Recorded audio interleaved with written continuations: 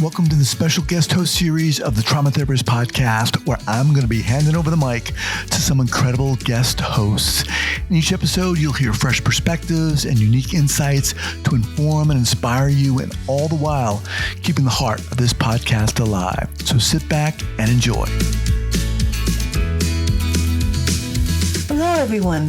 My name is Sarah Peyton, and I am the author of Your Resonant Self and other books, and I am today's guest host on The Trauma Therapist. And I have invited Rosemerry Wahtola Trommer to be my guest today, and I'm very excited because Rosemerry is a poet, and we're going to be talking about trauma and poetry and how poetry really changes us and helps us live through difficult things. I'm going to read Rosemary's bio now. Rosemerry is a poet, teacher, speaker, writing facilitator, and poet laureate of Evermore. Her poems have appeared on A Prairie Home Companion, PBS NewsHour, O Magazine, American Life in Poetry, Washington Post's Book Club, and Carnegie Hall Stage. Her newest book is The Unfolding, and I was just showing it to my mother-in-law this morning. Her one-word mantra is adjust, and her website is onewordwordwoman.com. Rosemerry, hello, good morning. I'm very glad to be with you today. Good morning, Sarah. I'm delighted to be with you too. And I'm not sure if other people are able to see what I see, but I can see that you're surrounded by musical instruments and paintings where you're sitting. It's a beautiful thing to see. Well, thank you. Here, the cello does help me to survive these days. I find that if I'm very upset and I play it and it's vibrating, I don't play very well, by the way. But even playing badly, I hold the cello to me, and after I've played for 15 or 20 minutes, my nervous system gets re-regulated, which is one of the things that we're here to talk about. We're here to talk about the convergence of what trauma does to bodies and what poetry does to bodies. I was very excited this year when we got to invite you to be our summit poet laureate for the Resonance Summit, which happens in April this year, and I was so excited to learn that you had always had the conviction that poetry changes our brains, but that nobody had ever brought the research forward at all about it for you, and I was able to send you my books. I was very excited about this. But will you say a few words about your kind of just the felt sense of what happens for people when they find a poem that really speaks to them in traumatic experience? And so you mean as reading a poem?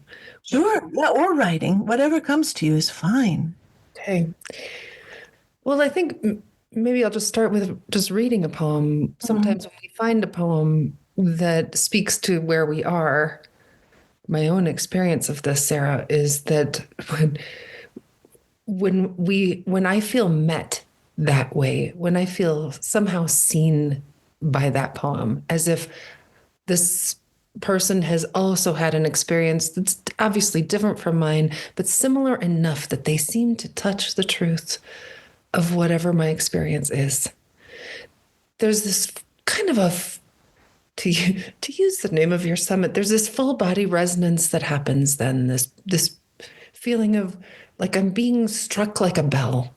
Like it's a very embodied sensation, not just the mind saying yes, but like the whole body rising up to say, yes, that's what it feels like. And there's something so powerful, vulnerable, generous, I'm going to even say loving about that moment when we feel that seen by art and bring that into our lives.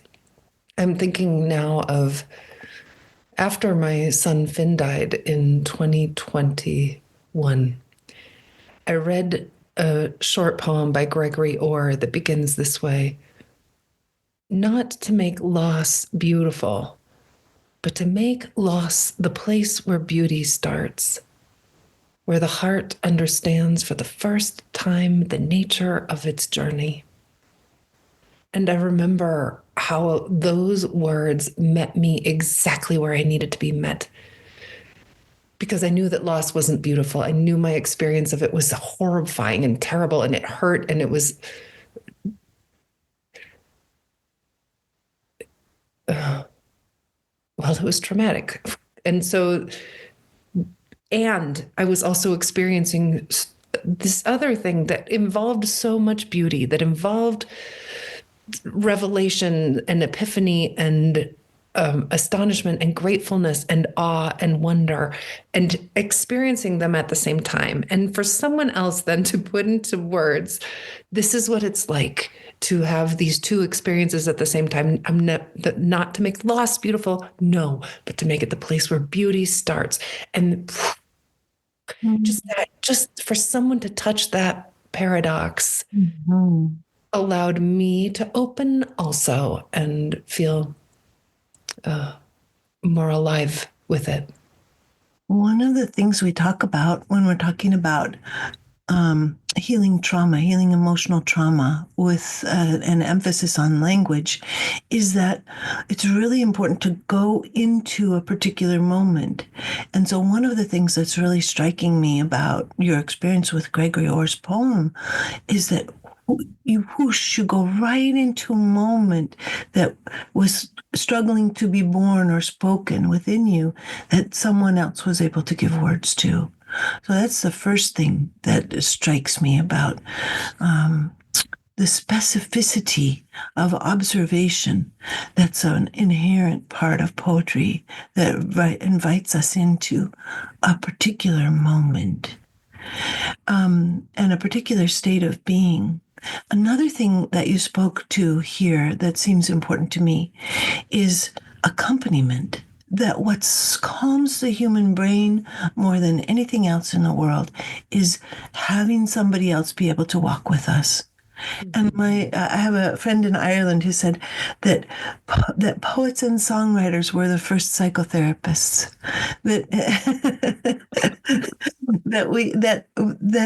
That songs and poetry have always carried us to places even before there was the art of psychotherapy, the art of therapy.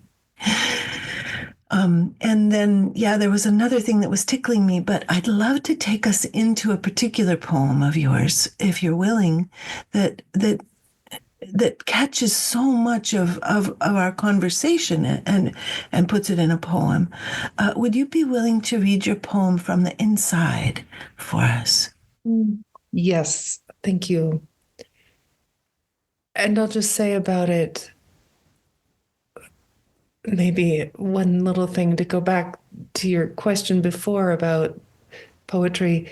Maybe this to me is an example then of how writing a poem can be this also very beautiful way that we can show up for trauma, not just to read a poem, but then to write one of our own, and how it allows us to be witnesses of our own lives, which is something I know you talk about in your resonant self. This is from the inside. In these days, when the torrents of grief flood deep, when sorrow pools like blood on the floor, in these days, when I can do nothing but meet this moment, when I am too spent to say hello, love comes to meet me where I am. It holds me while I cry. It cradles me where I sit. It steps with me as I walk.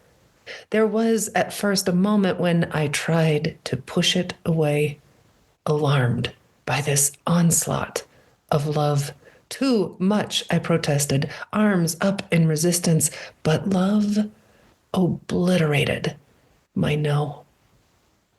It moved in to hold me from the inside, slipped into my tissue, my bones. It infused itself into each tiny cell, each organelle, and made inside me a home.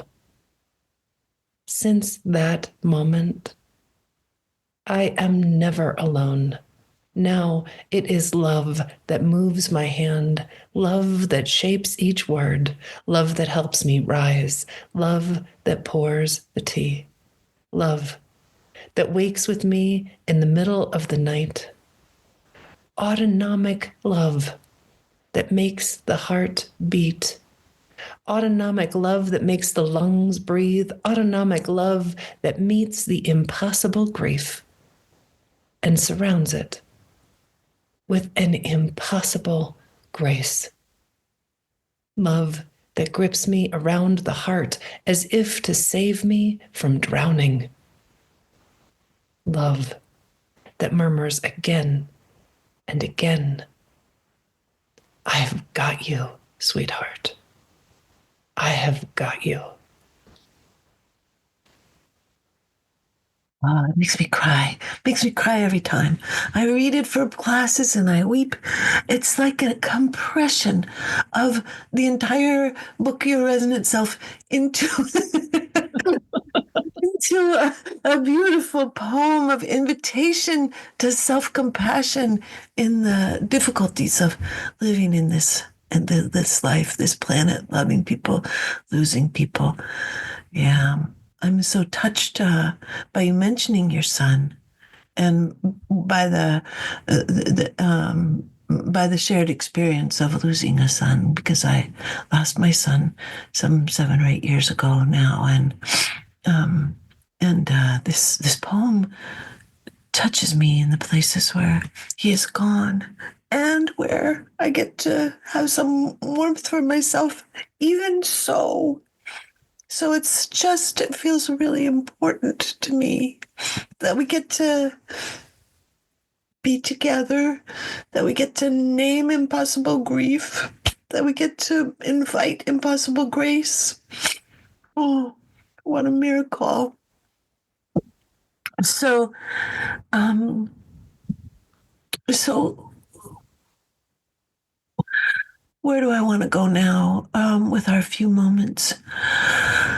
I think what I want to talk about is the way that that poetry and the experience of words.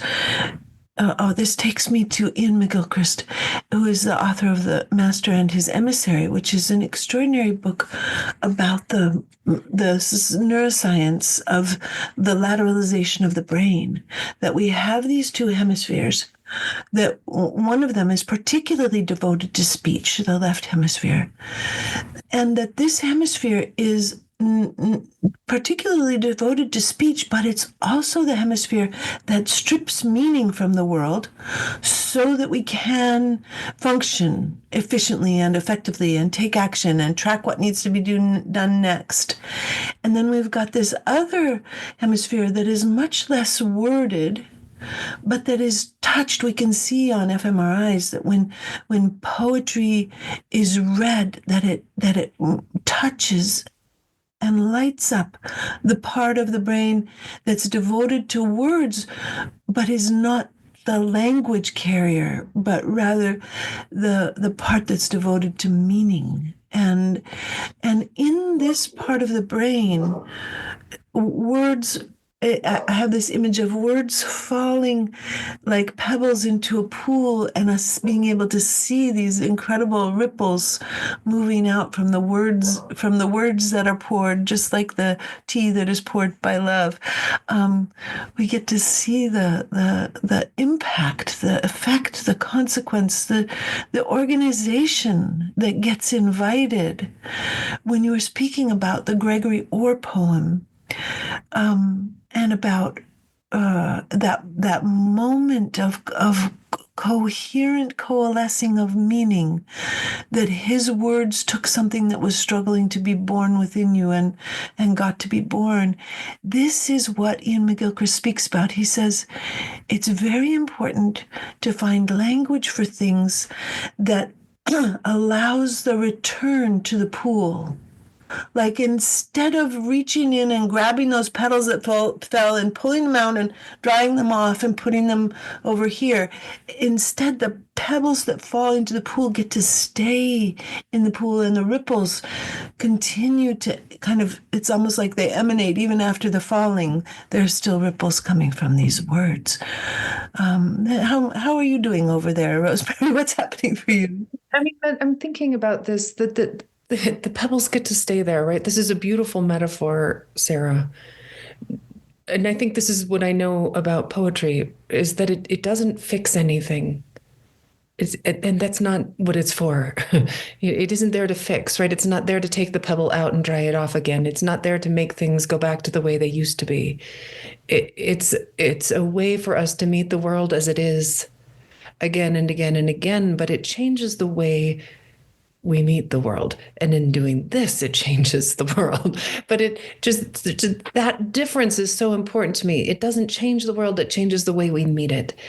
So this bit of agency, this little bit of practice, this little bit of, or even dare I say play, I dare say play, right? To know that to bring language to our experience, to wonder, is this what I'm trying to say? Is this the right word? Was it like this?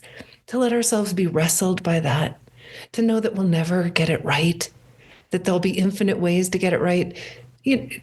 This is the gift of poetry to meeting trauma, right? Is not to fix it, but to open us, to bring curiosity to a difficult moment, to bring wonder to despair, not to take over the despair, not to dispel the despair, but to meet it also with wonder, with curiosity. And now the despair isn't everything anymore.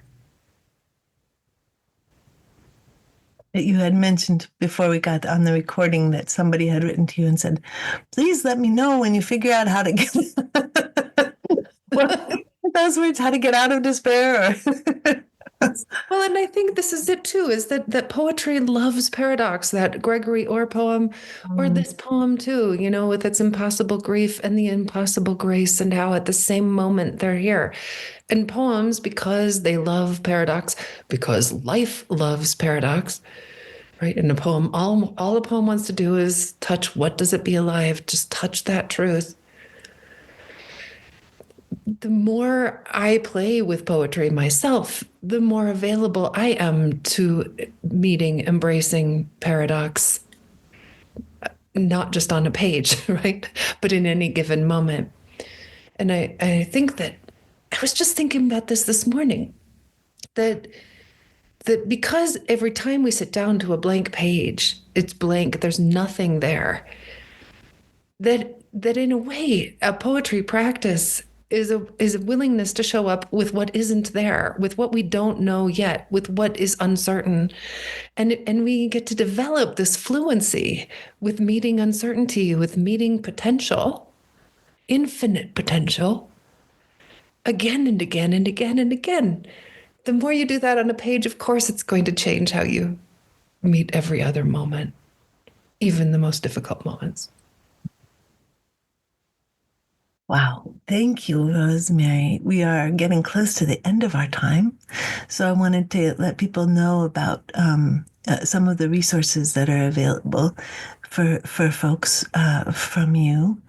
And one of the things is that if you go to Rosemerry's website, wordwoman.com, you'll be able to sign up for a daily poetry gift that comes out every morning. It's been, since I discovered that you had this, I've been receiving your poems like gifts falling into my breakfast.